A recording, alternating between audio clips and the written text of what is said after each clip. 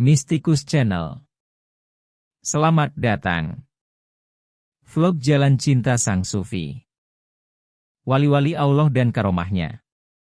Dalam setiap era kemodernan, kehidupan manusia senantiasa berkembang ke arah kesempurnaan, sehingga terwujudlah adat istiadat, pengetahuan, budaya, moral, kepercayaan, aturan kemasyarakatan, pendidikan, undang-undang dan pemerintahan. Dalam perkembangannya, aturan moral ini tetap mengalami pasang surutnya.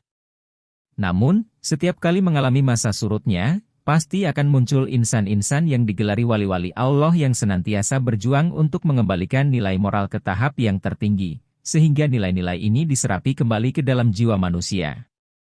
Perkembangan adat dan nilai akhlak ini terjadi pula di kalangan dunia Islam sejak Allah Subhanahu wa Ta'ala telah menjelaskan bahwa Nabi Muhammad SAW mempunyai moral yang paling sempurna.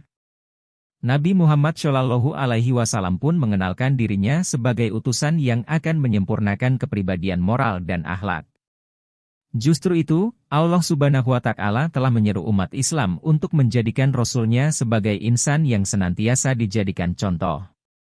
Nabi Muhammad SAW telah berhasil membina sahabat-sahabatnya menjadi manusia-manusia sufi yang boleh dibanggakan di hadapan seluruh umat manusia. Padahal pada waktu sebelumnya mereka adalah manusia-manusia jahiliyah yang berada di tepi jurang neraka. Tentunya keberhasilan beliau itu tidak lain karena bantuan Allah dan bimbingan baginda Nabi Muhammad SAW. Dalam kehidupan kesehariannya Nabi Muhammad SAW menyeru dan mencontohkan cara hidup yang sederhana, selalu prihatin, berharap penuh keridaan Allah dan kesenangan di akhirat, dan selalu menjalani kehidupan sufistik dalam segala tingkah laku dan tindakannya. Kehidupan sufistik ini dilanjutkan oleh generasi tabi'in, tabi-tabi'in dan seterusnya hingga kini. Perjuangan Rasulullah SAW tidak berhenti semasa hidupnya saja, namun segala ilmu-ilmu dan nilai-nilai akhlak Islamiyah telah diwarisi oleh wali-wali yang senantiasa mendukung dan meneruskan perjuangan Rasulullah SAW. Sebagaimana yang disifatkan oleh Allah Subhanahu wa Ta'ala.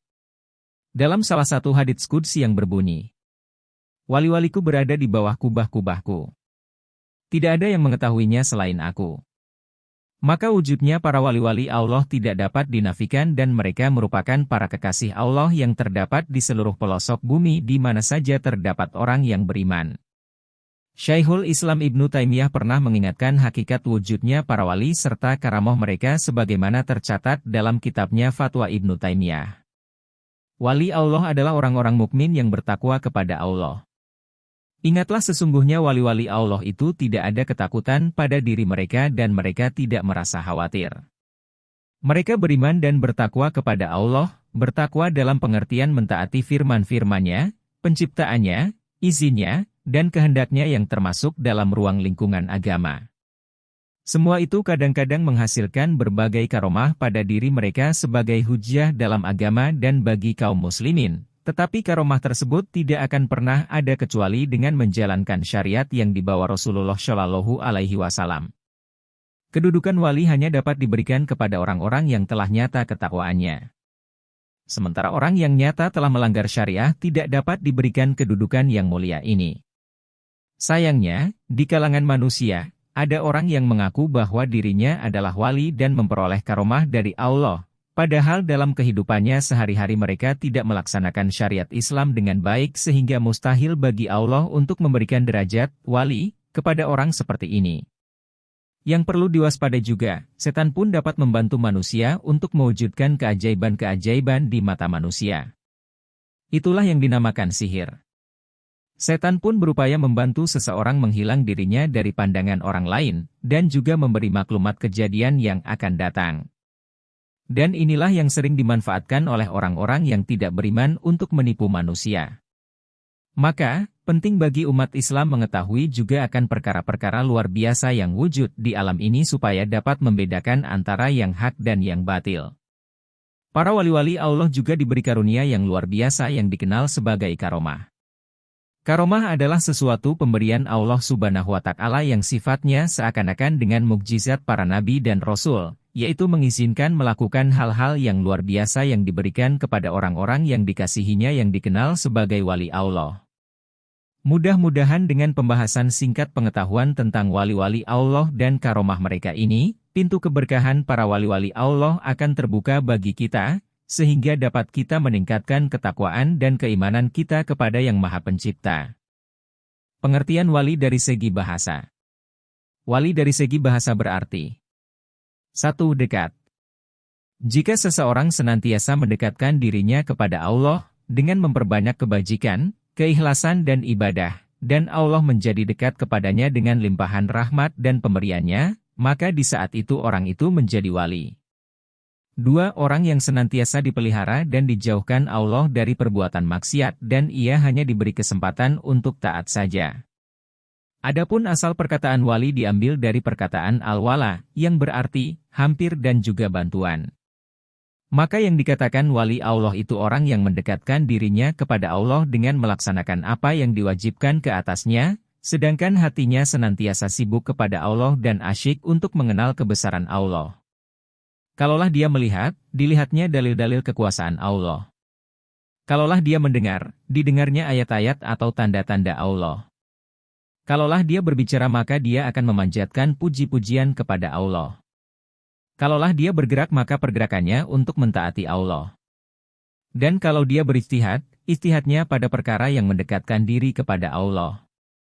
Seterusnya dia tidak jemu mengingat Allah, dan tidak melihat menerusi mata hatinya selain kepada Allah. Maka inilah sifat wali-wali Allah.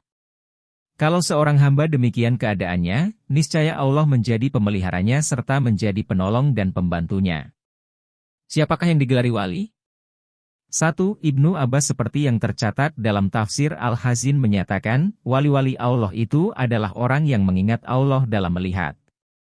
2. Al-Imam Tabari meriwayatkan dari Said bin Zubair berkata bahwa Rasulullah Shallallahu Alaihi Wasallam telah ditanya orang tentang wali-wali Allah. Baginda mengatakan, mereka itu adalah orang yang apabila melihat, mereka melihat Allah. 3. Abu Bakar Al-Asam mengatakan, wali-wali Allah itu adalah orang yang diberi hidayah oleh Allah dan mereka menjalankan kewajiban penghambaan terhadap Allah serta menjalankan dakwah menyeru manusia kepada Allah. Penggunaan istilah wali dalam Al-Quran. Allah adalah wali bagi orang-orang yang beriman. Surah Al-Baqarah ayat 257. Dia menjadi wali bagi orang-orang syalih. Surah Al-Araf ayat 196. Engkau adalah wali kami, maka karuniakanlah kami kemenangan atas orang-orang kafir. Surah Al-Baqarah ayat 286. Yang demikian itu adalah karena Allah itu adalah wali bagi orang-orang yang beriman, sedangkan orang-orang kafir tidak ada wali bagi mereka. Surah Muhammad ayat 11. Sesungguhnya wali kamu adalah Allah dan Rasul-Nya. Surah Al-Maidah ayat 55.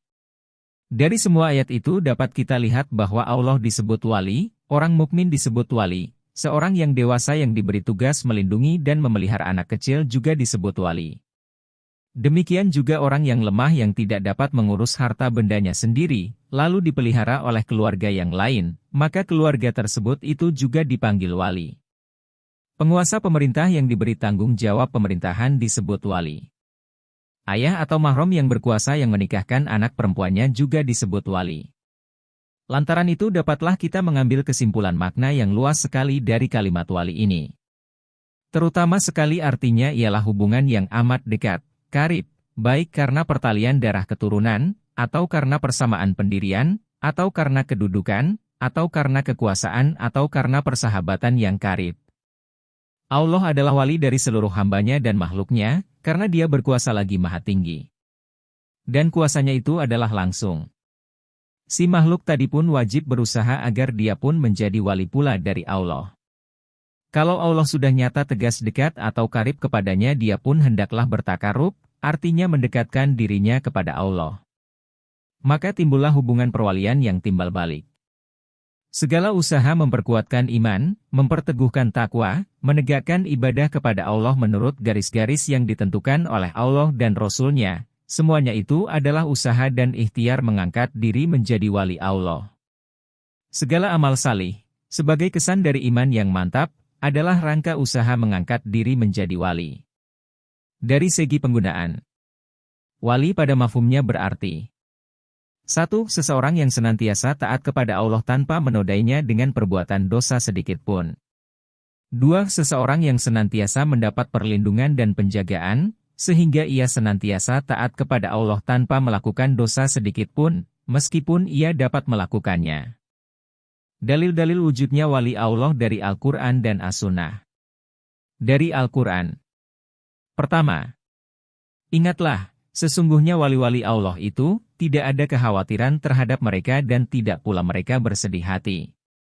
Mereka itu ialah orang-orang yang beriman dan mereka selalu bertakwa. Dan bagi mereka diberi berita gembira di dalam kehidupan dunia dan akhirat. Surah Yunus ayat 62-64. Dalam ayat ini Allah Subhanahu wa Ta'ala menyatakan bahwa para wali-wali Allah itu mendapat berita gembira, baik di dunia maupun di akhirat. Apakah yang dimaksudkan dengan berita gembira, busro, itu? Pengertian al-busro, berita gembira. Yang dimaksudkan dengan berita gembira di kehidupan dunia adalah 1. Mimpi yang baik seperti yang tersebut di dalam hadits. Al-busro adalah mimpi yang baik yang dilihat oleh seorang mukmin atau yang diperlihatkan baginya. Mimpi yang baik adalah 1/46 bagian dari kenabiaan. 2. Ada yang mengatakan bahwa yang dimaksud dengan berita gembira di dunia ialah turunnya malaikat untuk menyampaikan berita gembira kepada seseorang mukmin yang sedang sakaratul maut. 3. Ada pula yang mengatakan bahwa yang dimaksud dengan berita gembira di dunia ialah turunnya malaikat kepada seorang mukmin yang sedang sakaratul maut yang memperlihatkan tempat yang akan disediakan baginya di dalam syurga, seperti yang disebutkan dalam firman Allah Subhanahu wa Ta'ala. Janganlah kamu takut dan janganlah kamu susah dan bergembirakah kamu dengan syurga yang pernah dijanjikan kepada kamu. Surah Fussilat ayat 62. 4. Ada yang mengatakan bahwa yang dimaksudkan dengan berita gembira di dunia ialah pujian dan kecintaan dari orang banyak kepada seorang yang suka beramal saleh, seperti yang disebutkan dalam hadits berikut. Abu Dzar menuturkan bahwa ada seorang yang bertanya kepada Rasulullah, apakah pandanganmu jika ada seseorang yang suka beramal saleh, sehingga ia dipuji oleh orang ramai? Sabda beliau, itu adalah berita gembira kepada seorang mukmin. Hadits riwayat Tirmidzi, Ibnu Majah dan Al-Hakim. Menurut Al-Hakim hadits ini sahih. 5. Ada yang mengatakan bahwa yang dimaksudkan dengan berita gembira di dunia ialah karomah dan dikabulkannya segala permintaan seorang mukmin ketika ia masih di dunia, sehingga segala keperluannya dipenuhi oleh Allah dengan segera. Seorang ulama berkata, jika seorang mukmin rajin beribadah, maka hatinya bercahaya, dan pancaran cahayanya melimpah ke wajahnya, sehingga terlihat pada wajahnya tanda khusyuk dan tunduk kepada Allah, sehingga ia dicintai dan dipuji oleh banyak orang. Itulah tanda kecintaan Allah kepadanya, dan itulah berita gembira yang didahulukan baginya ketika ia di dunia. Semua keterangan di atas adalah benar. Sedangkan berita gembira yang sebenarnya adalah kesempatan yang diberikan oleh Allah kepada seorang mukmin untuk rajin beribadah dan keasyikannya untuk beramal saleh.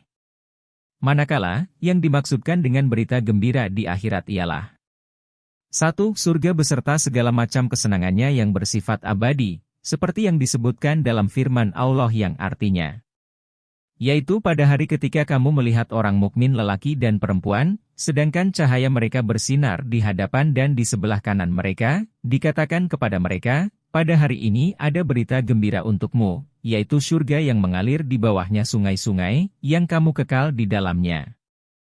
Itulah kejayaan yang besar. Surah Al-Hadid ayat 12. 2. Ada yang mengatakan bahwa yang dimaksudkan dengan berita gembira di akhirat ialah sambutan baik dari para malaikat kepada kaum muslimin di akhirat, yaitu ketika mereka diberi berita gembira dengan keberhasilan. Diputihkannya wajah-wajah mereka dan diberikannya buku catatan amal-amal mereka dari sebelah kanan dan disampaikannya salam dari Allah kepada mereka dan beberapa berita gembira yang lain. Bagaimanakah seseorang itu menjadi wali Allah? Seseorang itu menjadi wali dengan salah satu dari dua cara yaitu 1. Karena karunia Allah. Ada kalanya seorang menjadi wali karena mendapat karunia dari Allah meskipun ia tidak pernah dibimbing oleh seorang syaikh mursyid. Allah berfirman, Allah menarik kepada agama ini orang yang dikehendakinya dan memberi petunjuk kepada agamanya orang yang suka kembali kepadanya. Surah Asy-Syu'ara, ayat 13. 2. Karena usaha seseorang. Rasulullah Shallallahu Alaihi Wasallam bersabda dalam sebuah hadits qudsi. Allah berfirman, seorang yang memusuhi waliku, maka aku akan mengumumkan perang kepadanya. Tidak seorang pun dari hambaku yang mendekatkan dirinya kepadaku dengan amal-amal fardu, ataupun amal-amal sunnah sehingga aku menyayanginya. Maka pendengarannya, pandangannya, tangannya dan kakinya aku beri kekuatan. Jika ia memohon sesuatu atau memohon perlindungan, maka aku akan berkenan mengabulkan permohonannya dan melindunginya. Belum aku merasa berat untuk melaksanakan sesuatu yang aku kehendaki seberat ketika aku mematikan seorang mukmin yang takut mati, dan aku takut mengecewakannya. Hadis riwayat Al-Bukhari. Apakah seorang wali mengetahui bahwa dirinya seorang wali? Tentang hal ini, para ulama mempunyai dua pendapat. Di antara mereka, ada yang berpendapat bahwa seorang wali tidak mengetahui bahwa dirinya adalah seorang wali. Sebab, ada kemungkinan pengetahuannya tentang dirinya dapat menghilangkan rasa takutnya kepada Allah dan ia merasa senang. Tetapi, ada pula yang berpendapat bahwa seorang wali tahu bahwa dirinya seorang wali. Syekh Al-Qushairi berkata, menurut kami, tidak semua wali mengetahui bahwa dirinya seorang wali. Tetapi ada pula yang mengetahui bahwa ia adalah seorang wali. Jika seorang wali mengetahui bahwa dirinya seorang wali, maka pengetahuannya itu adalah sebagian dari karomahnya yang sengaja diberikan kepadanya secara khusus. Risalah Al-Qusyariyah jilid kedua halaman 662. Cerita tentang wali-wali Allah. Kisah wali Allah yang sholat di atas air. Sebuah kapal yang syarat dengan muatan dan bersama 200 orang termasuk ahli perniagaan berlepas dari sebuah pelabuhan di Mesir. Apabila kapal itu berada di tengah lautan maka datanglah gemuruh petir dengan ombak yang kuat membuat kapal itu terombang-ambing dan hampir tenggelam. Berbagai usaha dibuat untuk mengelakkan kapal itu diterjang ombak besar, namun semua usaha mereka sia-sia saja. Kesemua orang yang berada di atas kapal itu sangat cemas dan menunggu apa yang akan terjadi pada kapal dan diri mereka. Ketika semua orang berada dalam keadaan cemas, terdapat seorang lelaki yang sedikit pun tidak merasa cemas. Dia kelihatan tenang sambil berzikir kepada Allah Subhanahu wa Ta'ala. Kemudian lelaki itu turun dari kapal yang sedang terombang-ambing dan berjalanlah dia di atas air dan mengerjakan sholat di atas air. Beberapa orang pedagang yang bersama-sama dia dalam kapal itu melihat lelaki yang berjalan di atas air dan dia berkata, "Wahai wali Allah, tolonglah kami. Janganlah tinggalkan kami." Lelaki itu tidak memandang ke arah orang yang memanggilnya. Para pedagang itu memanggil lagi, "Wahai wali Allah, tolonglah kami. Jangan tinggalkan kami." Kemudian lelaki itu menoleh ke arah orang yang memanggilnya dengan berkata, "Ada apa?"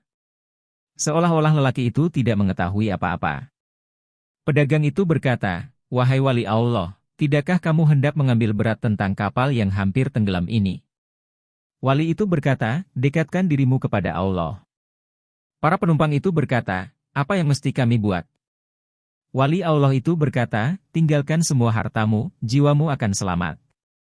Kesemua mereka sanggup meninggalkan harta mereka, asalkan jiwa mereka selamat. Kemudian mereka berkata, "Wahai wali Allah, kami akan membuang semua harta kami asalkan jiwa kami semua selamat." Wali Allah itu berkata lagi, "Turunlah kamu semua ke atas air dengan membaca bismillah." Dengan membaca bismillah, maka turunlah seorang demi seorang ke atas air dan berjalan menghampiri wali Allah yang sedang duduk di atas air sambil berzikir. Tidak berapa lama kemudian, kapal yang mengandungi muatan beratus ribu dinar itu pun tenggelam ke dasar laut. Habislah kesemua barang-barang perniagaan yang mahal-mahal tenggelam ke laut. Para penumpang tidak tahu apa yang hendak dibuat, mereka berdiri di atas air sambil melihat kapal yang tenggelam itu. Salah seorang daripada pedagang itu berkata lagi, "Siapakah kamu wahai wali Allah?" Wali Allah itu berkata, "Saya ialah Uwais Al-Qarni." Pedagang itu berkata lagi, "Wahai wali Allah, sesungguhnya di dalam kapal yang tenggelam itu terdapat harta fakir miskin Madinah yang diantar oleh seorang jutawan Mesir." Wali Allah berkata, "Sekiranya Allah kembalikan semua harta kamu, Adakah kamu betul-betul akan membagikannya kepada orang-orang miskin di Madinah? Pedagang itu berkata, betul, saya tidak akan menipu, ya wali Allah. Setelah wali itu mendengar pengakuan dari pedagang itu, maka dia pun mengerjakan sholat 2 rakaat di atas air. Kemudian dia memohon kepada Allah Subhanahu wa Ta'ala agar kapal itu dimunculkan seperti semula bersama-sama hartanya. Tidak berapa lama kemudian, kapal itu muncul sedikit demi sedikit sehingga terapung di atas air. Kesemua barang perniagaan dan lain-lain tetap seperti awalnya. Tiada yang kurang. Setelah itu dinaikkan ke semua penumpang ke atas kapal itu dan meneruskan pelayaran ke tempat yang dituju. Apabila sampai di Madinah, pedagang yang berjanji dengan wali Allah itu terus menunaikan janjinya dengan membagi-bagikan harta kepada semua fakir miskin di Madinah sehingga tiada seorang pun yang tertinggal. Karomah.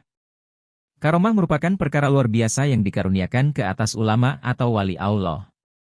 Mereka adalah golongan insan yang beriman dan beramal soleh, ikhlas dalam perkataan, perbuatan serta menjadikan seluruh kehidupan mereka hanya untuk beribadah kepada Allah Subhanahu wa Ta'ala.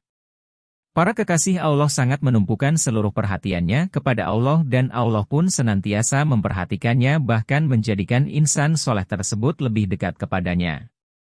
Karomah berlaku sepanjang zaman sejak dahulu hingga ke hari ini. Begitu halnya dari kalangan para sahabat, ramai memiliki karomah atau kelebihan yang luar biasa. Mereka beriman dengan kejernihan kalbu, kecintaan terhadap Allah dan Rasul-Nya melebihi segala-galanya bahkan kasih sayang mereka terhadap orang mukmin sangat mendalam, sehingga akhirnya mereka memperoleh derajat yang tinggi. Pengertian karomah. Karomah berasal dari kata ikrom yang mempunyai arti penghargaan dan pemberian. Allah mengaruniakan wali-walinya berbagai kejadian luar biasa atau yang biasa disebut karomah. Hal itu diberikan kepada mereka sebagai rahmat dari Allah dan bukan karena hak mereka. Karomah biasa disebut sebagai kejadian yang luar biasa yang diberikan Allah kepada hamba-hambanya yang selalu meningkatkan taraf ibadahnya dan ketaatannya. Karomah itu diberikan sebagai suatu pembekalan ilmu atau sebagai ujian bagi seorang wali. Dan karomah bisa terjadi tanpa sebab dan tanpa adanya tentangan dari orang lain. Penjelasan tentang kejadian-kejadian luar biasa. Allah telah menganugerahkan kepada manusia khusus dan awam 8 perkara luar biasa yang tercatat adat yang dikaruniakan ke atas manusia. Perkara luar biasa itu dapat dibagi dalam 2 bagian yaitu, 4 perkara yang dipuji dan 4 perkara yang tercela dan menyalahi ajaran Islam. Banyak dari kalangan orang Islam sendiri yang keliru tentang konsep dan perbedaan perkara-perkara tersebut, kadangkala masyarakat tidak dapat membedakan yang mana baik dan yang mana mesti dijauhi. Untuk menjelaskan kekeliruan itu maka dijelaskan secara ringkas tentang perkara-perkara tersebut, agar kita semua dapat membuat penilaian dengan sebaik-baiknya. Mukjizat. Kejadian luar biasa yang diberikan kepada seorang nabi atau rasul untuk menguatkan kenabian dan kerasulannya. Karomah. Kejadian luar biasa yang diberikan kepada seorang hamba yang salih atau wali, dan ia tidak mengaku sebagai seorang nabi atau rasul. Ma'unah. Kejadian luar biasa yang diberikan kepada sebagian orang awam untuk melepaskan dirinya dari kesulitan. Ihanah. Kejadian luar biasa yang diberikan kepada seorang pembohong yang mengaku sebagai nabi, seperti yang pernah diberikan kepada Musailamah al-Kadzab. Ia pernah meludah di sebuah sumur dengan harapan agar airnya bertambah banyak, tetapi pada kenyataannya airnya mengering, dan ia pernah meludah pada mata seorang yang juling, agar matanya sembuh, tetapi pada kenyataannya mata orang itu menjadi buta. Istidraj. Kejadian luar biasa yang diberikan kepada orang fasik yang mengaku sebagai wakil Tuhan dengan mengemukakan berbagai dalil untuk menguatkan kebohongannya. Menurut ijma, biasanya seorang yang mengaku sebagai nabi, maka ia tidak akan diberi kejadian luar biasa. Irhaas. Kejadian luar biasa yang diberikan kepada seorang nabi meskipun ia belum diutus, seperti adanya naungan awan bagi Rasulullah Shallallahu Alaihi Wasallam di masa kecilnya. Sihir. Suatu cara yang dapat menampilkan berbagai perbuatan yang aneh bagi yang tidak mengerti seluk-beluknya, tetapi seluk-beluknya itu dapat dipelajari. Syakwazah. Kejadian luar biasa yang biasa timbul di tangan seseorang, sehingga menimbulkan pesona bagi yang melihatnya meskipun kejadian itu tidak terjadi. Perbedaan antara karomah dan istidraj. Seseorang yang menginginkan sesuatu, kemudian Allah memberinya, maka pemberian itu tidak menunjukkan bahwa orang itu mempunyai kedudukan mulia di sisi Allah, baik pemberian itu bersifat biasa ataupun tidak. Kemungkinan pemberian itu merupakan anugerah dari Allah, tetapi kemungkinan pula merupakan istidraj, yaitu pemberian sebagai ujian. Al-istidraj mempunyai beberapa nama atau istilah yang bermacam-macam. 1. Ada kalanya seseorang dikabulkan segala permintaannya agar ia makin bertambah ingkar dan sesat dan pada akhirnya ia akan dimatikan dalam keadaan kafir. Hal itu seperti yang disebutkan dalam firman Allah. Nanti kami akan menarik mereka dengan berangsur-angsur ke arah kebinasaan dengan cara yang tidak mereka ketahui. Surah Al-Qalam ayat 44. 2. Makar. Dalam Al-Quran disebutkan, maka tidak ada yang terhindar dari tipu daya Allah kecuali orang yang rugi. Surah Al-A'raf ayat 99. Allah berfirman, dan mereka berbuat tipu daya, maka Allah membalas mereka dengan tipu daya yang serupa dan dia sebaik-baik yang membuat balasan. Surah Ali, Imran ayat 54. 3. Al-Qaid artinya tipu daya. Dalam firman Allah disebutkan, mereka berusaha menipu Allah, padahal Allah yang menipu mereka. Surah An-Nisa, ayat 142. Allah berfirman, mereka akan menipu Allah dan orang-orang beriman, padahal mereka hanya menipu dirinya sendiri, tetapi mereka tidak merasakannya. Surah Al-Baqarah ayat 9. 4. Imla, mempunyai arti memberi tangguh. Firman Allah, dan janganlah orang-orang kafir itu mengira bahwa pemberian tangguh bagi mereka itu memberi kebaikan bagi mereka, tetapi hal itu terjadi agar mereka makin bertambah dosa-dosanya. Surah Ali, Imran ayat 178. 5. Al-Ihlak mempunyai arti kebinasaan. Allah berfirman, sampai ketika mereka bergembira dengan apa yang diberikan kepada mereka, maka kami siksa mereka dengan cara yang mendadak. Surah Al-An'am ayat 44. Allah berfirman, Fir'aun dan bala tentaranya menyombongkan diri di permukaan bumi tanpa alasan yang dibenarkan, dan mereka mengira bahwa mereka tidak akan kembali kepada kami, maka kami menyiksanya dan bala tentaranya, kemudian kami menenggelamkan mereka di dalam laut. Surah Al-Qisas ayat 33. Dari ayat-ayat di atas, dapat kami simpulkan bahwa antara karomah dan istidraj ada perbedaan. Seorang yang diberi karomah tidak pernah merasa senang atas pemberian itu, bahkan ia makin bertambah takut kepada Allah, sebab ia takut kalau pemberian karomah itu merupakan ujian atau merupakan istidraj. Lain halnya dengan seorang yang diberi istidraj. Ia makin merajalela, karena ia mendapat anugerah dan ia pun tidak takut disiksa. Adapun kalau seseorang bergembira ketika ia diberi karomah, maka ia termasuk orang yang melanggar. Ini disebabkan oleh beberapa perkara antaranya. Jika seorang diberi karomah, lalu ia bergembira, maka ia termasuk orang yang menyimpang, karena ia merasa berhak untuk mendapatkan anugerah semacam itu disebabkan amal kebajikannya. Karomah adalah sesuatu yang di luar kebiasaan sunnatullah. Seorang yang diberi karomah, kemudian ia terlalu bangga dengan karomah yang diperolehnya, berarti ia telah melanggar dan telah menyimpang dari kebenaran. Seseorang yang berkeyakinan bahwa ia berhak mendapat karomah karena amal kebajikannya, maka bisa dikatakan bahwa ia seorang yang bodoh. Seharusnya ia merasa bahwa semua amal ibadah yang ia kerjakan merupakan kewajiban baginya terhadap hak Allah. Seharusnya ia selalu merasa kurang pengabdiannya kepada Tuhannya, tetapi kalau ia merasa puas, maka ia termasuk orang yang bodoh. Seseorang yang diberi karomah, seharusnya ia merasa bahwa karomah yang diberikan kepadanya hanya untuk menundukkan dirinya makin rendah di hadapan Allah. Bila seseorang berlaku sebaliknya, maka sudah jelas orang itu mirip dengan iblis yang merasa sombong atas kemuliaan yang diberikan kepada dirinya. Karomah itu ada kalanya tidak menyebabkan seseorang menjadi mulia. Seseorang yang bangga ketika mendapat karomah, maka ia terlalu membesarkan sesuatu yang biasa. Seseorang yang membesarkan sesuatu yang biasa, maka ia sama dengan berbuat sesuatu yang sia-sia. Demikian pula, seorang wali yang bangga dengan karomah, maka ia termasuk seorang yang rendah kedudukannya. Seseorang yang sombong diri karena kedudukannya, ia sama seperti iblis dan Fir'aun. Nabi Muhammad Shallallahu Alaihi Wasallam bersabda, ada 3 perkara yang menyebabkan kebinasaan seseorang. Yang terakhir adalah seorang yang membanggakan kedudukan pribadinya. Allah berfirman, maka terimalah apa yang aku berikan kepadamu dan jadilah engkau orang-orang yang berterima kasih. Dan sembahlah Tuhanmu sampai engkau didatangi kematian. Berdasarkan ayat di atas, seseorang yang mendapat karunia dari Allah, hendaknya ia selalu rajin menyembah Allah dan mensyukuri semua nikmat yang ia terima, bukannya makin bertambah ingkar.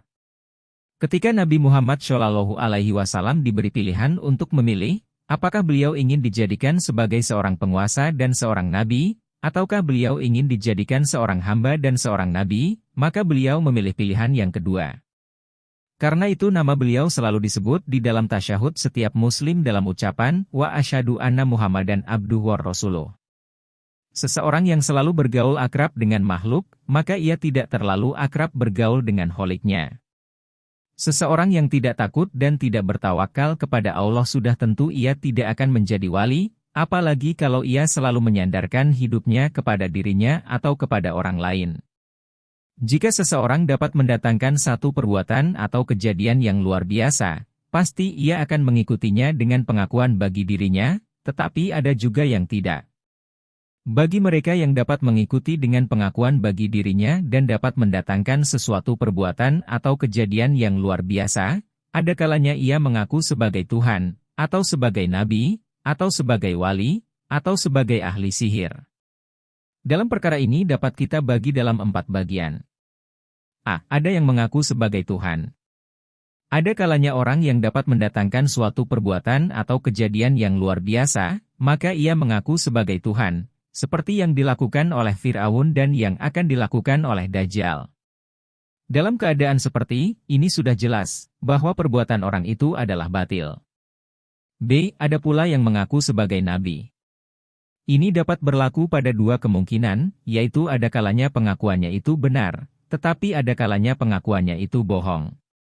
Jika pengakuannya itu memang benar dan ia benar-benar nabi, maka ia harus mampu untuk menunjukkan bukti kenabiannya, tetapi jika ia tidak mampu menunjukkan buktinya, maka ia adalah seorang pembohong.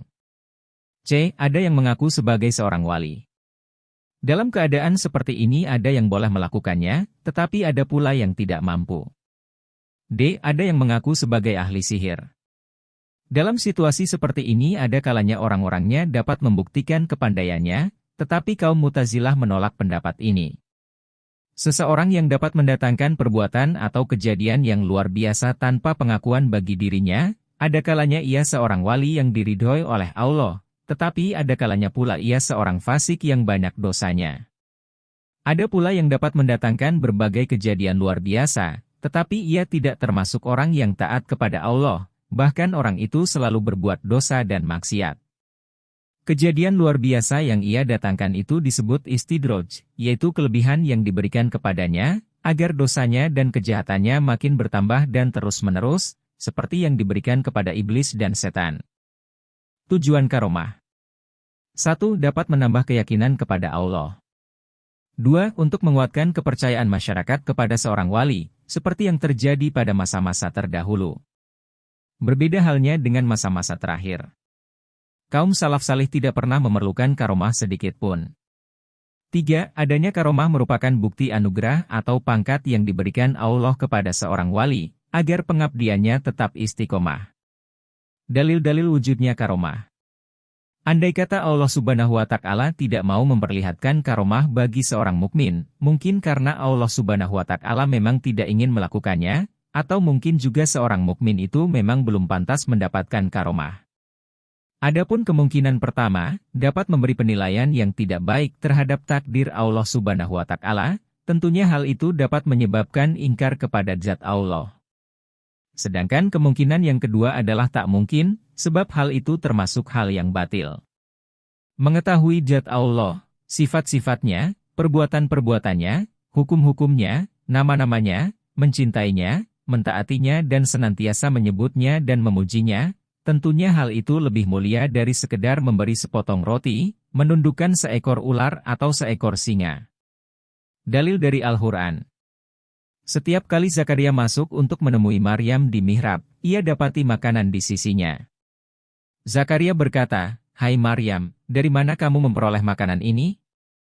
Maryam menjawab, "Makanan itu dari sisi Allah. Sesungguhnya Allah memberi rezeki kepada siapa yang dikehendakinya tanpa perhitungan." Surah Al-Imran ayat 37. Dan goyanglah pangkal pohon kurma itu ke arahmu, niscaya pohon itu akan menggugurkan buah kurma yang masak kepadamu, maka makanlah, minumlah dan bersenang hatilah kamu. Surah Maryam ayat 25-26. Siti Maryam bukanlah seorang nabi. Tentunya yang terjadi padanya, seperti yang tertera pada ayat di atas, bukanlah suatu mukjizat, tetapi suatu karomah. Ashif ibnu Barhiyah berkata, "Aku akan membawa singgasana itu kepadamu sebelum matamu berkedip." Surah An-Naml ayat 40. Seorang hamba yang salih yang bernama Ashif ibnu Barhiyah mampu membawa singgasana Ratu Balkis dari Yaman ke Syam hanya dalam waktu sekelip mata. Padahal ia bukan seorang nabi. Tentunya kemampuan luar biasa yang dimilikinya adalah karomah. Dan apabila kamu meninggalkan mereka dan apa yang mereka sembah selain Allah, maka carilah tempat berlindung ke dalam gua itu, niscaya Tuhanmu akan melimpahkan sebagian rahmatnya kepadamu dan menyediakan sesuatu yang berguna bagimu dalam urusan kamu. Dan kamu akan melihat matahari ketika terbit, condong dari gua mereka ke sebelah kanan, dan bila matahari terbenam, menjauhi mereka ke sebelah kiri sedang mereka berada dalam tempat yang luas dalam gua itu. Itu adalah sebagian dari tanda-tanda kebesaran Allah. Surah Al-Kahfi ayat 16-17. Dan mereka tinggal dalam gua selama 300 tahun dan 9 tahun, Surah Al-Kahfi ayat 25. Pemuda Asyabul Kahfi sebanyak 7 orang berasal dari Syam. Mereka hidup setelah masa Nabi Isa. Karena mereka takut kehilangan imannya, maka mereka bersembunyi di sebuah gua untuk sesaat, tetapi mereka ditidurkan oleh Allah selama 300 tahun. Setelah itu mereka dibangunkan kembali. Anehnya tubuh mereka tidak binasa dimakan massa, karena itu para ulama berpendapat bahwa mereka adalah para wali bukan para nabi. Adapun bahtera itu adalah kepunyaan orang-orang miskin yang bekerja di laut dan aku bertujuan merusak bahtera itu, karena di hadapan mereka ada seorang raja yang merampas tiap-tiap bahtera. Dan adapun anak itu, maka kedua orang tuanya adalah orang-orang mukmin dan kami khawatir bahwa dia akan mendorong orang tuanya itu kepada kesesatan dan kekafiran. Surah Al-Kahfi ayat 79. Dari hadits antara karomah umat yang terdahulu. Hadits pertama. Dari Abdullah ibnu Umar R.A., beliau berkata, Rasulullah Shallallahu Alaihi Wasallam pernah bersabda, ada 3 lelaki tergolong di antara orang-orang terdahulu. Pada suatu hari, ketika mereka berjalan di suatu hutan, maka mereka bermalam di suatu gua. Setelah mereka masuk ke dalam gua, tiba-tiba sebuah batu besar jatuh tepat di permukaan gua itu dan menutupinya, sehingga mereka tidak dapat keluar. Kata salah seorang daripada mereka, tidak ada yang dapat menyelamatkan kamu, kecuali jika kamu berdoa kepada Allah dan bertawassul dengan perbuatan baik kamu. Salah seorang di antara mereka berkata, dahulu aku mempunyai ibu bapa yang telah lanjut usia, dan aku tidak pernah makan malam sebelum mereka makan. Pada suatu hari, keduanya sudah tidur ketika aku datang membawa segelas air susu. Aku tidak ingin membangunkan mereka. Aku menjaga keduanya semalaman tanpa makan dan minum, dan aku tetap memegang gelas susu itu hingga pagi. Ketika keduanya bangun, barulah kuberikan air susu itu. Ya Allah, jika amalan salihku yang satu itu benar-benar ikhlas untukmu, maka bebaskan kami dari batu besar ini. Dengan izin Allah, batu itu bergeser sedikit dari mulut gua, tetapi mereka masih belum dapat keluar. Selanjutnya, orang yang kedua berkata, dahulu, anak saudaraku termasuk orang yang paling aku cintai, aku selalu menggodanya, agar ia cinta kepadaku, tetapi ia selalu menolak. Pada suatu ketika, ia datang kepadaku dan minta bantuan uang. Aku ingin membantunya, asalkan ia ingin bercinta denganku. Ia setuju dengan permintaanku karena terpaksa. Ketika aku hendak memperkosanya, maka ia berkata, sebenarnya engkau tidak boleh memecahkan keperawananku, kecuali dengan cara yang sah. Maka aku segera meninggalkannya dan aku tidak minta kembali uangku. Ya Allah, jika engkau tahu bahwa perbuatanku itu karenamu, maka selamatkanlah kami dari batu besar ini. Dengan izin Allah batu besar itu bergeser sedikit, tetapi mereka belum dapat keluar. Selanjutnya orang yang ketiga berkata, dahulu aku mempunyai banyak pegawai, aku selalu memberi upah mereka tepat pada waktunya, dan aku tidak pernah merugikan mereka. Pada suatu kali salah seorang pegawaiku meninggalkan tempatku tanpa meminta upahnya. Selanjutnya, upah itu aku kembangkan dan aku belikan binatang ternak serta lembu abdi. Setelah beberapa waktu binatang ternak itu berkembang menjadi besar. Sampai pada suatu waktu ia datang kepadaku untuk meminta upahnya. Kataku, semua binatang ternak dan lembu abdi yang kau lihat di lembah itu adalah upahmu. Kata lelaki itu, wahai hamba Allah, apakah engkau mempermainkan aku? Kataku, aku tidak mempermainkan kamu. Maka ia membawa pergi semua binatang ternak dan para abdi itu. Ya Allah, jika perbuatanku benar-benar ikhlas karenamu, maka bebaskanlah kami dari himpitan batu besar ini. Maka dengan izin Allah batu besar itu bergerak, sehingga ketiga orang itu dapat keluar dengan selamat. Hadits Hasan Sahih, muttafaq alaih. Hadits kedua. Dari Abu Hurairah sesungguhnya Rasulullah Shallallahu Alaihi Wasallam pernah bersabda, tidak ada seorang bayi yang dapat berbicara ketika masih di buayan ibunya, kecuali 3 orang, yaitu Isa putra Maryam As, seorang bayi di masa Juraij an-Nasik, dan seorang bayi lainnya. Tentang Isa putra Maryam, kamu telah mengetahui kisahnya. Tentang Juraij, ia adalah seorang ahli ibadah dari kalangan Bani Israel. Ia mempunyai seorang ibu. Juraij gemar ibadah. Ketika ibunya rindu kepadanya, maka ia memanggil nama Juraij. Tetapi Juraij tidak memenuhi panggilan ibunya, ia hanya berkata, ya Allah, apakah sebaiknya aku memenuhi panggilan ibuku, ataukah aku meneruskan ibadahku? Ibunya memanggilkannya sampai 3 kali, tetapi Juraij masih meneruskan ibadahnya tanpa memenuhi panggilannya. Maka ibunya kecewa, sehingga ia berdoa. Ya Allah, jangan engkau matikan putraku itu sampai setelah engkau menemukannya dengan seorang wanita pelacur. Kebetulan di tempat itu, ada seorang wanita pelacur. Ia berkata, aku akan merayu Juraij sampai ia berbuat zina denganku. Maka ia mendatangi Juraij dan merayunya, tetapi Juraij tidak mempedulikannya. Akhirnya wanita pelacur itu merayu seorang petani yang kebetulan bermalam di samping tempat ibadah Juraij, sampai ia hamil dari petani itu. Selanjutnya ia mendatangi Juraij sambil membawa anak haramnya dari si petani. Kemudian ia berkata kepada orang banyak, bayiku ini adalah dari hasil hubungan gelapku dengan Juraij. Mendengar ucapan wanita pelacur itu, maka Bani Israel mendatangi tempat ibadah Juraij, kemudian mereka menghancurkannya dan merajam Juraij secara beramai-ramai. Maka Juraij melakukan sholat dan ia berdoa. Kemudian ia menyentuh tubuh bayi itu dengan jari telunjuknya seraya berkata, wahai anak bayi, siapa ayahmu? Anak bayi itu berkata, ayahku adalah seorang petani. Maka masyarakat Bani Israel menyesali perbuatannya terhadap Juraij dan mereka minta maaf kepadanya. Mereka berkata, kalau engkau mau, kami akan membangun kembali tempat ibadahmu dari emas atau perak, tetapi tawaran mereka ditolak, sehingga mereka membangunnya kembali seperti semula. Itulah kisah bayi yang dapat berbicara di masa Juraij. Adapun kisah bayi yang lain, ada seorang wanita yang tengah menyusui anak bayinya. Ketika ada seorang pemuda tampan lewat di depannya, maka ibunya berkata, ya Allah, jadikan putraku ini seperti pemuda itu. Maka dengan spontan bayinya berkata, ya Allah, janganlah engkau jadikan aku seperti pemuda itu. Selanjutnya ketika ada seorang wanita yang tertuduh mencuri dan berzina sedang lewat di depan ibunya, maka ia berkata, ya Allah, jangan engkau jadikan putraku ini seperti wanita itu.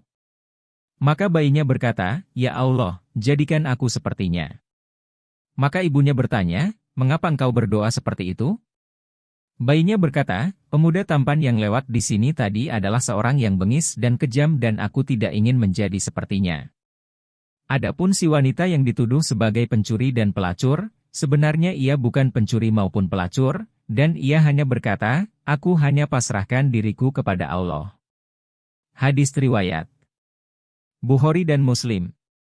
Antara karomah umat Nabi Muhammad Shallallahu Alaihi Wasallam.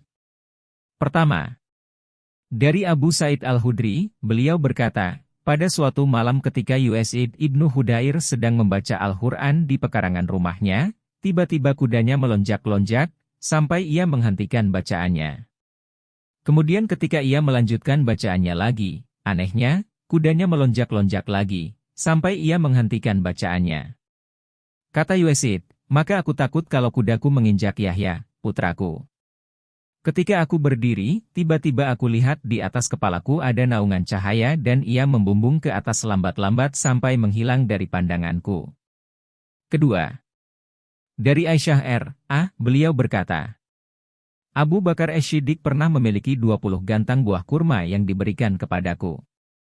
Ketika saat kematiannya tiba, maka ia berkata, wahai putriku, tidak seorang pun yang lebih kucintai dan lebih aku takuti kesusahannya darimu, dulu aku pernah berikan kepadamu 20 gantang buah kurma, kalau dulu telah engkau pakai, tentunya aku tak akan mempersoalkannya, tetapi pada hari ini harta itu akan jadi harta waris setelah aku tiada.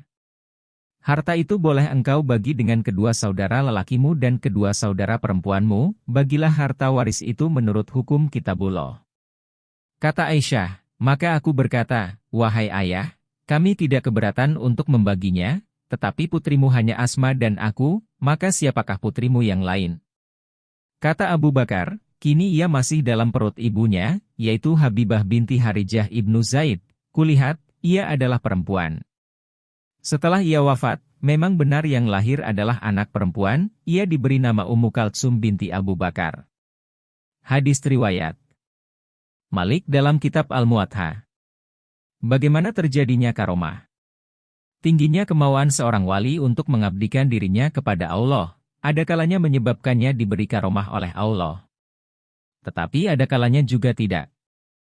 Adapun pemberian karomah adalah agar seorang wali semakin menjaga dirinya, agar ia tidak salah langkah dan sikap terhadap Allah.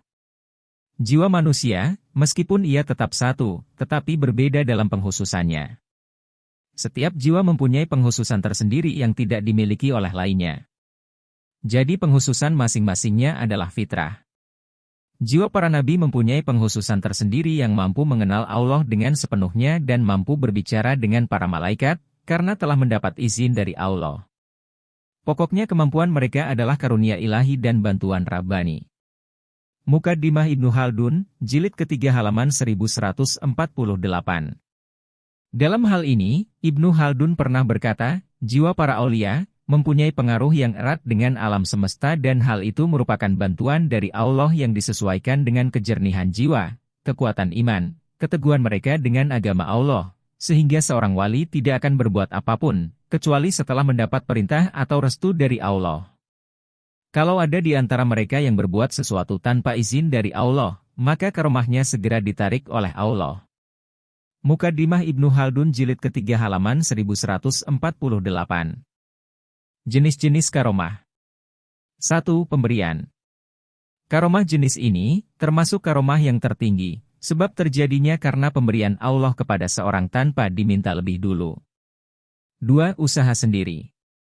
Karomah jenis ini termasuk karomah yang diusahakan, misalnya terkabulnya sebuah doa seorang wali. Pembagian karomah. Pertama, karomah hisyah. Yaitu karomah yang dapat dirasa dan dilihat dengan mata, seperti dapat berjalan di atas air atau dapat terbang di udara. Kedua, karomah emanawiyah. Yaitu istiqamahnya seseorang untuk mengabdi kepada Tuhannya, baik secara zahir maupun batin. Karomah macam ini banyak diharapkan para wali-wali Allah. Kata mereka, istiqomah lebih baik dari 1000 karomah. Syekh Abul Abbas Al-Mursi pernah berkata, seorang wali besar, bukanlah seorang yang dapat memperdekat jarak yang jauh. Yang termasuk wali besar adalah seorang yang dapat mengendalikan hawa nafsunya di hadapan Tuhannya. Lataiful Minan. Jika seorang wali hanya berharap mendapat karomah, maka wali itu tidak termasuk wali yang berperingkat tinggi. Ibnu Athaillah pernah berkata, kemauan yang tinggi tidak sampai menembus tembok-tembok takdir.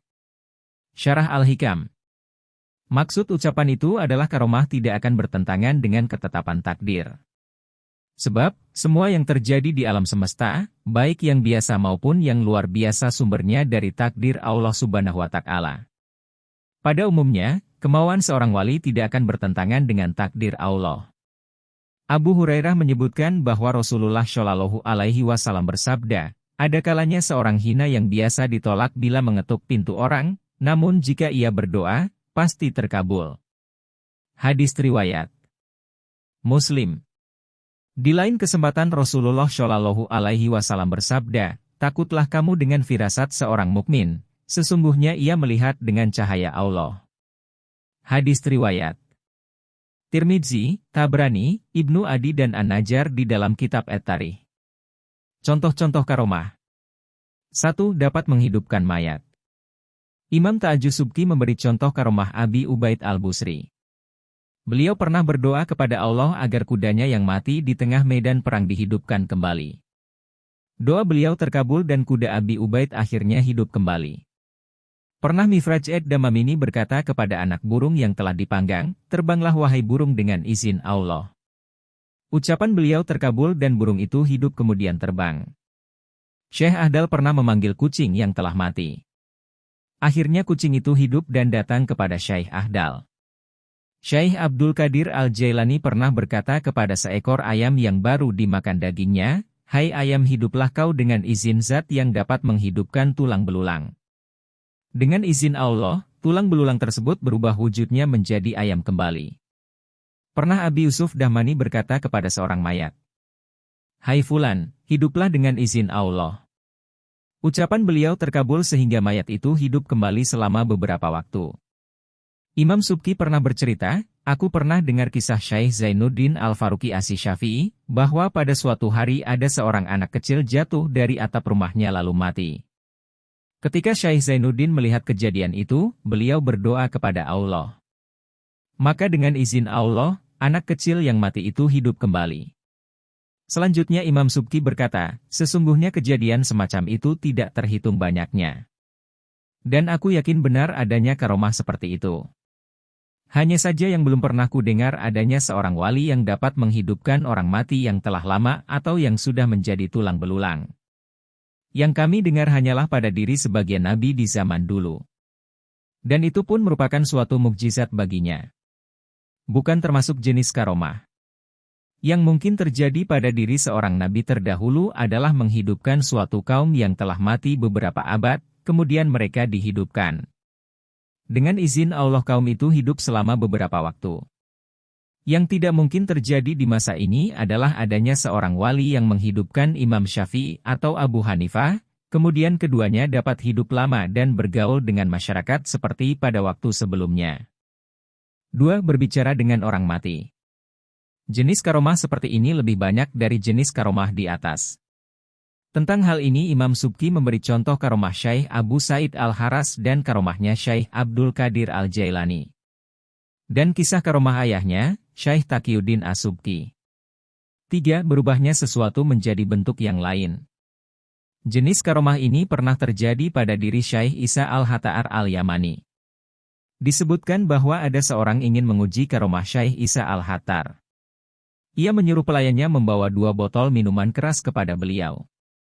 Setelah kedua botol itu diterima oleh Syekh Isa, maka ia menuang isi kedua botol itu seraya berkata kepada sebanyak orang yang ada di sisinya, minumlah minyak samin ini. Maka minuman keras yang ada di kedua botol itu berubah menjadi minyak samin yang rasanya amat lezat. Kisah karomah jenis ini sering terjadi. 4. Jarak jauh menjadi dekat. Karomah seperti ini pernah terjadi pada diri seorang wali yang berada di Masjid Kota Tursus, Turki. Wali tersebut pernah tergerak dalam hatinya ingin pergi ke Masjidil Haram, kemudian beliau memasukkan kepalanya di kantungnya lalu mengeluarkannya kembali. Maka dengan izin Allah, wali itu telah berada di Masjidil Haram. Kisah semacam ini pada umumnya dikisahkan secara berurutan dari orang-orang yang dapat dipercaya. 6. Berbicara dengan benda dan binatang. Karomah seperti ini tidak dapat diragukan kewujudannya. Karomah ini pernah terjadi pada diri seorang sufi yang bernama Ibrahim bin Adam. Beliau pernah mendengar suara dari pohon delima yang minta dimakan. Ketika Ibrahim bin Adam makan buahnya, tiba-tiba pohon itu bertambah tinggi dan buahnya yang masam berubah jadi manis, serta dapat menghasilkan 2 kali setiap tahun. 7. Dapat menyembuhkan penyakit. Karomah seperti ini pernah terjadi pada Syekh Siri Asakathi. Seorang pernah menemuinya ketika beliau sedang menyembuhkan orang yang sakit kusta dan buta. Syekh Abdul Qadir Jailani pernah berkata kepada seorang anak yang sakit lumpuh, buta dan kusta, "Berdirilah engkau dengan izin Allah." Dengan izin Allah, maka anak tersebut segera bangun tanpa suatu cacat pun. 8. Ditakuti binatang. Karomah seperti ini pernah terjadi pada diri Abu Sa'id ibnu Abil Khair al-Maihani. Singa dan binatang yang lain takut kepadanya. Ada pula sebagian wali yang dipatuhi segala benda seperti yang terjadi pada diri Syekhul Islam Izzuddin ibnu Abdis Salam. Beliau pernah berkata kepada angin di waktu peperangan antara kaum muslimin dan umat Nasrani, "Hai angin, terbangkan musuh-musuh kami." Dengan izin Allah kaum Nasrani diterbangkan angin dan dilempar ke tanah sampai binasa. 9. Waktu lebih cepat dan waktu lebih panjang. Karomah seperti ini sukar diterangkan kepada orang awam, hanya saja orang terdahulu semuanya mempercayai akan terjadinya panjang dan singkatnya waktu. Karomah seperti ini banyak terjadi. 11. Terkabulnya segala doa. 12. Dapat menahan lisan seseorang yang sedang berbicara. 13. Diberitahu tentang sesuatu yang akan terjadi dan diperlihatkan sesuatu yang tersembunyi. 15. Dapat menahan lapar dan minum dalam waktu yang panjang. 16. Dapat menjalankan sesuatu dengan kehendaknya. Karomah seperti ini banyak dialami oleh para wali. Diriwayatkan bahwa sebagian wali ada yang diikuti oleh hujan. Salah seorang dari mereka bernama Syekh Abul Abbas Asyatir. Ia sering menjual hujan dengan harga beberapa dirham. Kisah semacam ini banyak terjadi, sehingga sukar untuk dimungkiri kewujudannya. 17. Mampu untuk makan banyak. 18. Terjaga dari makanan yang haram. Karomah seperti ini pernah terjadi pada seorang wali yang bernama Al-Harithsul Muhasibi, yaitu ketika beliau mendengar suara dari makanan yang hendak dimakannya, bahwa makanan itu diperolehi dengan cara yang haram. Setelah beliau mengerti bahwa makanan itu adalah makanan haram, maka segera beliau meninggalkan makanan itu. 19. Dapat melihat dari belakang hijab. Jenis karomah seperti ini pernah terjadi pada seorang wali yang bernama Abu Ishaq Asy-Syirazi. Beliau dapat melihat Ka'bah sedangkan beliau berada di kota Baghdad. 20. Diberi kehebatan dan kebesaran pribadi. Ada kalanya seorang wali diberi kehebatan pribadi yang dapat menyebabkan kematian orang tertentu ketika ia melihat diri wali tersebut. Hal ini pernah terjadi pada seorang pembesar yang mati ketika berhadapan dengan Abu Yazid al-Bustami. Ada kalanya seorang yang berhadapan dengan seorang wali seperti ini, maka ia akan tunduk, bahkan akan mengakui apa saja yang tersembunyi dalam hatinya. Kejadian seperti ini banyak terjadi. 21. Diberi perlindungan. Mendapat perlindungan Allah dari segala kejahatan yang akan menimpa. Bahkan kejahatan yang semula direncanakan itu akan berbalik jadi kebaikan. Hal ini terjadi pada diri Imam Syafi'i apabila beliau akan dihukum oleh Khalifah Harun Rashid, tetapi akhirnya dengan izin Allah beliau dibebaskan. 22. Dapat berubah bentuk. Karomah seperti ini dikenal di kalangan ahli sufi dengan alamul mitsal, yaitu antara alam yang nyata dan alam arwah. Orang yang mendapat karomah seperti ini dapat berubah bentuk dan berpindah tempat dengan bebas. Karomah seperti jenis ini pernah dialami oleh seorang wali yang bernama Kadibul Bani. Orang yang tidak mengenal beliau akan menyangkanya tidak pernah melakukan sholat dan ia membencinya. Pada suatu hari, ketika beliau dicela oleh seorang yang menyangkanya tidak pernah melakukan sholat, di saat itu Allah memperlihatkan karomahnya, sehingga beliau dapat berubah dalam beberapa bentuk yang menunjukkan bahwa beliau sedang melakukan sholat. Beliau bertanya, dalam gambaran atau bentuk manakah yang kamu lihat aku tidak sholat? Perkara serupa ini pernah terjadi pula pada seorang wali yang pernah dilihat oleh seorang ketika beliau sedang berwudu di Masjid Sayufiyah di Kairo. Orang itu menegur, "Hai orang tua, nampaknya cara kamu berwudu itu tidak tertib." Jawab si wali, "Aku tidak pernah berwudu dengan cara yang tidak tertib. Hanya saja Anda tidak dapat melihatku, kalau Anda dapat melihat, pasti kamu akan melihat ini." Beliau berkata demikian sambil memegang tangan orang itu, sampai ia dapat melihat Ka'bah. Kemudian beliau membawanya ke Mekah dan menetap di sana selama beberapa tahun. 23. Dibukakan segala sumber kekayaan bumi. Jenis karomah seperti ini pernah dialami oleh Abu Turab. Ketika beliau menghentakkan kakinya ke bumi, maka Allah mengeluarkan air dari tanah itu. Kata Imam Subki, di antara jenis karomah seperti ini ialah terpancarnya sumber mata air di musim kemarau dan bumi tunduk pada seorang yang memukulkan kakinya ke bumi. Pernah diceritakan bahwa ada seorang yang berjalan ke kota Mekah untuk berhaji. Dalam perjalanan itu ia merasa haus sekali. Namun ia tidak mendapat seteguk air pun. Kemudian ia menemui seorang fakir yang bertongkat. Tepat di tempat itu terpancarlah sumber mata air yang dapat memberikan minuman kepada para jamaah haji yang sedang lewat di tempat itu. Semua jamaah haji yang lewat di tempat itu membekali dirinya dengan air yang terpancar di bawah tongkat si fakir. 24. Diberikan kemampuan untuk mengarang berpuluh-puluh karangan dalam masa yang singkat. Biasanya pekerjaan seberat itu tidak mungkin dilaksanakan oleh seorang yang banyak disibukkan dalam pembahasan berbagai macam ilmu pengetahuan. Ada kalanya untuk menulis sebuah karangan saja seorang akan menghabiskan seluruh umurnya. Apalagi akan menulis berpuluh-puluh buah karangan dalam waktu yang sangat singkat. Karomah semacam ini termasuk jenis karomah waktu dapat menjadi panjang. Jenis karomah ini pernah dialami oleh Imam Syafi'i rahimullah. Beliau mampu mengarang berpuluh-puluh kitab, padahal sebenarnya waktunya tidak akan cukup untuk melakukan hal itu, disebabkan kesibukan beliau sehari-harinya untuk menghatamkan Al-Quran setiap harinya dengan bacaan yang penuh oleh tadabbur dan di bulan Ramadan pun beliau dapat menghatamkannya 2 kali setiap harinya. Di samping itu, beliau juga disibukkan oleh banyaknya memperdalam ilmu pengetahuan, memberikan pelajaran, berzikir dan banyaknya penyakit yang dialaminya. Dalam suatu riwayat dikatakan bahwa beliau menderita 30 macam penyakit. Karomah semacam ini dialami juga oleh Imamul Haramain Abul M. Ali Al-Juwaini. Dengan umur yang tidak panjang, beliau mampu mengarang beberapa buah kitab. Sebenarnya umur yang sependek itu tidak akan cukup untuk mengarang berpuluh-puluh kitab disebabkan kesibukan beliau dalam belajar dan mengajar serta berzikir. Jenis karomah seperti ini diberikan juga kepada seorang wali yang mampu menghatamkan Al-Quran sebanyak 8 kali dalam sehari. Imam Nawawi juga diberi Allah kemampuan untuk mengarang berpuluh-puluh kitab dalam waktu singkat. Sebenarnya umur beliau yang sedemikian itu tidak cukup untuk mengarang kitab sebanyak itu. Ditambah lagi dengan berbagai macam ibadah yang beliau lakukan setiap harinya. Karomah seperti ini diberikan juga kepada Imam Taqiyuddin As-Subki. Beliau mampu menulis berpuluh-puluh kitab. Sebenarnya umur yang sependek itu tidak akan cukup untuk menulis kitab sebanyak itu disebabkan beliau sangat sibuk memberi pengajaran, tekun beribadat, banyak membaca Al-Quran dan berzikir.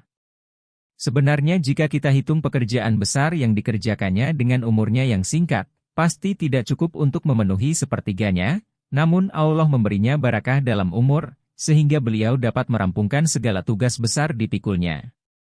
25. Terhindar dari terkena racun. Jenis karomah seperti ini pernah terjadi pada seorang wali yang diancam oleh seorang raja zalim. Raja zalim itu berkata, "Tunjukkanlah padaku bukti kebenaranmu, jika tidak, aku akan hukum kamu."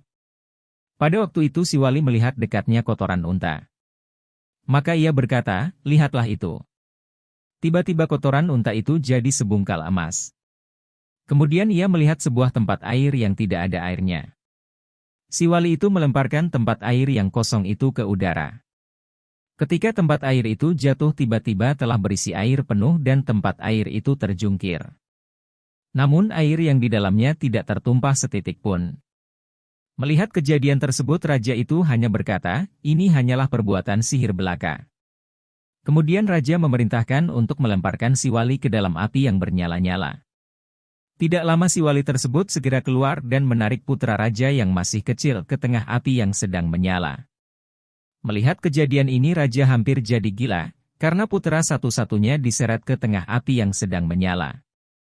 Setelah beberapa saat, si wali keluar bersama putra raja itu dari api, sedang di tangan kanan putra raja itu memegang buah apel dan di kirinya memegang buah delima.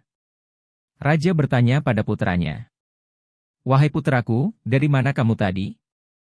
Jawab si putra, "Aku dapat dari sebuah kebun."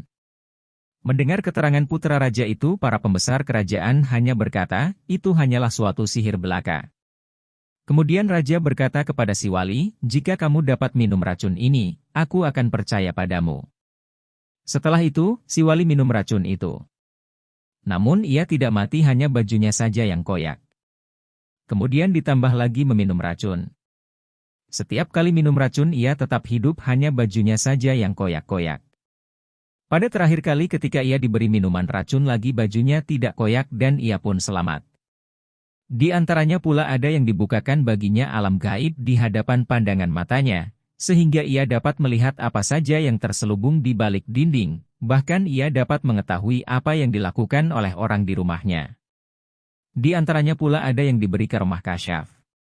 Misalnya jika seorang wali mendatangi rumah seorang yang telah berbuat zina, atau mabuk, atau mencuri, atau berbuat maksiat, maka wali itu dapat mengetahuinya, seperti yang terjadi pada Syekh Ibnu Arabi. Mukasyafah semacam ini dikhususkan bagi mereka yang hidup secara wara. Di antaranya pula ada yang diberi karomah dapat mengetahui gerak-gerik orang, misalnya seorang wali bergerak hatinya ingin bertemu dengan gurunya, maka gurunya segera hadir di hadapannya. Ada pula jenis karomah berupa didatangkannya sebuah pohon kepada seorang wali, kemudian wali itu menikmati buah dari pohon yang hadir di hadapannya. Di antaranya pula ada yang diberi karomah dapat mengetahui segala jenis batu-batu mulia dan logam-logam mulia yang ada di perut bumi. Meskipun demikian, seorang wali yang diberi karomah jenis ini tidak memperdulikan sedikit pun tentang harta kekayaan yang terpendam itu. Di antaranya pula ada yang diberi karomah berupa ilmu yang dapat memahami segala ucapan benda-benda yang mati, sehingga seorang wali yang diberi karomah seperti ini, ia dapat mendengar ucapan tasbih benda-benda yang mati. Di antaranya pula ada yang diberi karomah dapat mengetahui segala rahasia benda-benda yang hidup. Di antaranya pula ada yang diberi karomah segala macam ilmu pengetahuan, baik yang berupa ilmu-ilmu zahir maupun ilmu-ilmu batin. Seorang yang diberi karomah berupa ini, ia akan dapat memahami berbagai macam persoalan dunia dan akhirat. Di antaranya pula ada yang diberi karomah berupa tingkatan-tingkatan Al-Qutbiyah. Di antaranya pula ada yang diberi karomah pengetahuan dan kasyaf, sehingga dapat membedakan mana-mana pendapat madzhab-madzhab yang benar. Di antaranya pula ada yang diberi karomah dapat melihat dan mendengar hal-hal yang gaib, sehingga antara yang terang dan yang terselubung tidak ada beda baginya. Di antaranya pula ada yang diberi karomah dapat berbicara dengan makhluk alam malakut dan dapat mendengar guratan-guratan pena di lauh mahfuz. Di antaranya pula ada yang diberi karomah tidak tersentuh makanan, minuman dan pakaian yang berasal dari hasil syubhat, apalagi yang haram. Jenis karomah ini, biasanya si wali diberi tanda tertentu oleh Allah jika ada makanan, minuman dan pakaian dari hasil syubhat yang menyentuh dirinya. Di antara yang mendapat karomah macam ini adalah ibunya Abu Yazid Al-Bustami. Setiap kali ia mendapat makanan atau minuman yang syubhat, maka tangannya berpeluh dan gemetar, sehingga ia harus menjauhi makanan dan minumannya. Di antaranya pula ada yang diberi karomah berupa makanan atau minuman sedikit yang dihidangkan dapat menjadi banyak. Karomah ini pernah diberikan kepada Syekh Abu Abdullah At-Tawudi ketika ia menyuruh kawannya ke tukang jahit, maka ia mengeluarkan sepotong kain yang sempit dari balik bajunya. Kemudian ia menyuruh kawannya untuk membawanya ke tukang jahit seraya berkata, dari kain yang sempit ini buatlah pakaian yang cukup untuk beberapa orang. Nyatanya kain yang sedemikian sempit itu dapat mencukupi pakaian untuk beberapa orang. Di antaranya pula ada yang diberi karomah dapat menjadikan air asin atau payo menjadi air tawar dan segar. Karomah seperti ini pernah diberikan kepada Syekh Abdullah Ibnul Ustadz Al-Marwazi sahabat Syekh Abu Madian. Di antaranya pula ada yang diberi karomah dapat berjalan di atas udara seperti ketika ia berjalan di atas bumi. Di antaranya pula ada yang diberi karomah dapat berkata-kata dengan makhluk alam arwah, sehingga ia dapat mengetahui keadaan mereka yang sudah wafat, walaupun telah wafat bertahun-tahun. Di antaranya pula ada yang diberi karomah dapat melenyapkan dirinya dari alam wujud ke alam gaib, sehingga ia dapat menghilang dari suatu majelis tanpa sepengetahuan mereka yang hadir. Di antaranya pula ada yang diberi karomah dapat melangkahi bumi yang luas hanya dengan satu langkah atau hanya dengan sekejap mata, sehingga ia dapat sholat zuhur di Mekah, kemudian sholat asar di tanah kelahirannya. Inilah beberapa contoh karomah yang diberikan oleh Allah kepada para wali Allah untuk membuktikan kekuasaan Allah pada para makhluk Allah yang tidak percaya akan wujudnya karomah. Mengapa kita mesti mengenali wali Allah dan karomah mereka? Di dalam Al-Quran, Allah Subhanahu wa Ta'ala berfirman, sesungguhnya pada kisah-kisah mereka itu terdapat pengajaran bagi orang-orang yang mempunyai akal. Quran Surat Yusuf ayat 111. Kandungan Al-Quran berkisar mengenai keseluruhan aspek kehidupan termasuk hukum, peradaban, perekonomian, kisah-kisah dan banyak lagi. Antara isi yang terkandung di dalam Al-Quran merupakan kisah-kisah kehidupan para nabi-nabi, kehidupan umat-umat terdahulu serta pengajaran-pengajaran yang terdapat di dalam kisah mereka. Apabila kita membahas tentang kewalian serta karomah mereka, tidak mungkin kita menepikan kepentingan kehidupan para nabi dan rasul serta mukjizat-mukjizat mereka. Terkenanglah kita kepada kisah Nabi Musa serta tongkat dan cerita terbelahnya sungai Nil. Tak lupa juga kita Allah Subhanahu wa Ta'ala menggambarkan dengan begitu nyata sekali penggambaran pembicaraan semut yang didengar oleh Nabi Sulaiman AS. Kisah Nabi Khidir dan cara beliau menuntun Nabi Musa menjadi iktibar kepada kita. Maka tentu sekali, selepas kisah-kisah mereka kita hayati, kita berkunjung pula kepada kisah-kisah manusia awam yang telah digambarkan Allah Subhanahu wa Ta'ala di dalam Al-Quran dengan kelebihan serta karomah mereka. Kisah Siti Maryam serta makanan yang dihidangkannya, kisah Asyabul Kahfi dan tidur mereka yang lama dan banyaklah kisah yang lain. Maka jika Al-Quran telah mengisikan kisah-kisahnya dengan mereka, maka menjadi kewajiban kitalah mengenali orang-orang yang dicontohkan Al-Quran sebagai mereka yang soleh yang dikasihi Allah Subhanahu wa Ta'ala. Maksud ini, membuktikan kepentingan mengenali para kekasih Allah serta kepribadian dan kelebihan mereka. Ajakan Nabi Muhammad Shallallahu Alaihi Wasallam kepada Sayyidina Umar dan Sayyidina Ali untuk mencari Uwais Al-Qarni menguatkan kepentingan mengenali mereka yang dekat dengan Allah. Imam Al-Ghazali, Hujjatul Islam sendiri, menggalakkan berteman dengan mereka yang dekat dengan Allah serta mengikuti pribadi mereka. Kehidupan para ulama termasyhur seperti Syekh Abdul Qadir Jailani, Imam Asy-Syafi'i dan lain-lain membuktikan kepada kita pentingnya mengenali orang-orang soleh serta karomah mereka yang merupakan pemberian murni dari Allah Subhanahu wa Ta'ala. Disebabkan kesolehan, kepribadian dan perjuangan mereka. Kesimpulan. Ingatlah, sesungguhnya wali-wali Allah itu, tidak ada kekhawatiran terhadap mereka dan tidak pula mereka bersedih hati. Mereka itu adalah orang-orang yang beriman dan mereka selalu bertakwa. Dan bagi mereka diberi berita gembira di dalam kehidupan dunia dan akhirat. Demikianlah sedikit dari khazanah Allah Subhanahu wa Ta'ala. Di dalam kita membicarakan kehidupan para wali Allah serta karomah mereka. Mungkin kini, selepas ilmunya dapat kita teladani, marilah kita bertafakur, berusaha serta mengulurkan tangan kita kepada Allah Subhanahu wa Ta'ala. Supaya kita ini tergolong dalam golongan mereka yang mengenali wali-wali Allah dan mendapatkan inayah Allah mendekatkan diri kepada Allah Subhanahu wa Ta'ala. Terima kasih.